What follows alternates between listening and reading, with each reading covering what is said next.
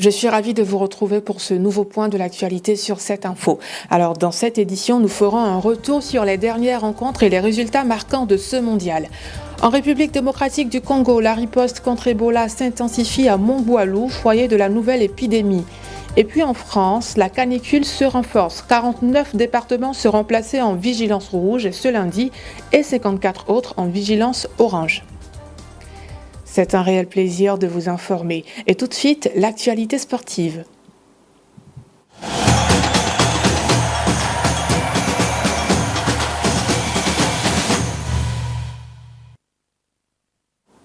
Le point des dernières rencontres de la Coupe du Monde avec Mesmer Yao dans le 6h. Un échec. Oui, le duel des vaincus du groupe E s'est soldé par respectivement les 3e et 4e places du groupe E. Et derrière, l'Allemagne leader avec 6 points plus 8 et la Côte d'Ivoire 2e avec 3 points moins 1. Et les deux équipes aussi devront impérativement s'imposer lors de la 3e journée pour espérer se qualifier pour le second tour. Mesmer, malgré le renfort d'Hervé Renard qui remplace Sabri Lamouchi sur le banc de la Tunisie, cette sélection tombe quand même face au Japon. Ah oui, on vient de l'assister. Ce fut la dernière rencontre de cette matinée. Le Japon a su classer la Tunisie ce matin même sur le score de 4-0. Wow. Alors l'ouverture du score est intervenue dès la 3e minute par Daichi Kamada avant que Ayase Ueda ne double la mise à la 30e minute. Puis Junya Ito à la 69e et Ayase Ueda signe son doublé à la 84e minute.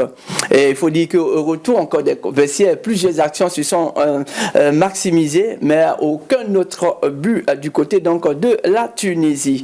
Avec ce résultat, la Tunisie quitte la compétition parce que cela leur fait 2 matchs, 2 défaites surtout. Donc la Tunisie dit au revoir à la Coupe du Monde 2026, tandis que le Japon valide son ticket pour le second tour. Alors, Mesmer, j'ai envie de dire que c'est vrai que cette Coupe du Monde-là nous gratifie de belles rencontres, mais en parallèle, c'est comme s'il y avait des sélections qui ont vraiment tissé ou signé un pacte avec les gros scores. Oui, c'est ça, on se souvient très bien, la Tunisie, dès le départ, a encaissé 5 buts à 1, et voici encore leur deuxième sortie, 4 buts. Donc, en 2 rencontres, 9 buts encaissés, c'est trop. Et ça dit que la Tunisie ne s'est pas bien préparée pour entamer cette compétition mondiale. Ça, c'est un point d'interrogation. Alors, il va falloir que désormais, ces équipes puissent se préparer comme se doit pour aller véritablement, non pour aller participer, mais pour confirmer leur présence, surtout comme le fait la Côte d'Ivoire et d'autres pays, le Maroc, le Cap-Vert, la RDC et bien d'autres.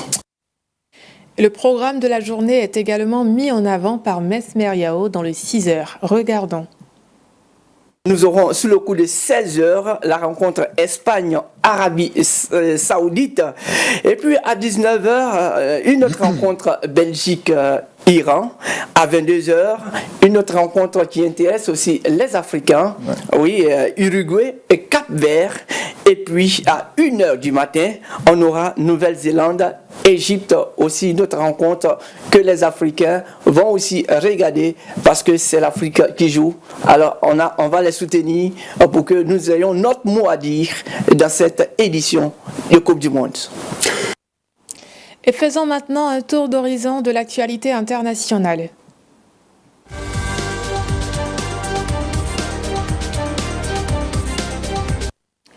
En République démocratique du Congo, les autorités sanitaires intensifient la lutte contre Ebola dans la province de l'Ituri. À Mongboalou, considéré comme le principal foyer de l'épidémie, les équipes de riposte renforcent les opérations de surveillance, de dépistage et de suivi des personnes contacts. Des campagnes de sensibilisation sont également menées afin de limiter la propagation du virus et rassurer les populations. Au Kenya, un violent incendie a ravagé une partie du marché de Gikomba, l'un des plus grands centres commerciaux à ciel ouvert de Nairobi. Le sinistre a détruit de nombreux étals et stocks de marchandises, privant des milliers de commerçants de leurs activités. Les causes de l'incendie n'étaient pas encore établies au moment de notre édition, tandis que les autorités poursuivent l'évaluation des dégâts et l'assistance aux victimes. Et la France fait face à un épisode de chaleur exceptionnel. Selon les prévisions météorologiques, 49 départements seront placés en vigilance au rouge ce lundi et 54 autres en vigilance orange. Les températures pourraient dépasser les 40 degrés dans plusieurs régions. Les autorités multiplient les messages de prévention à destination des personnes vulnérables et appellent la population à limiter ses déplacements durant les heures les plus chaudes. Et les États-Unis et l'Iran doivent entamer ce dimanche en Suisse une nouvelle série de discussions diplomatiques menées avec la médiation du Pakistan et du Qatar. Ces négociations porteront notamment sur le programme nucléaire iranien, l'allègement de certaines sanctions et les questions de sécurité régionale. Les deux parties espèrent parvenir à des avancées susceptibles de favoriser une désescalade durable des tensions au Moyen-Orient. Merci de votre attention. À très bientôt sur cette info.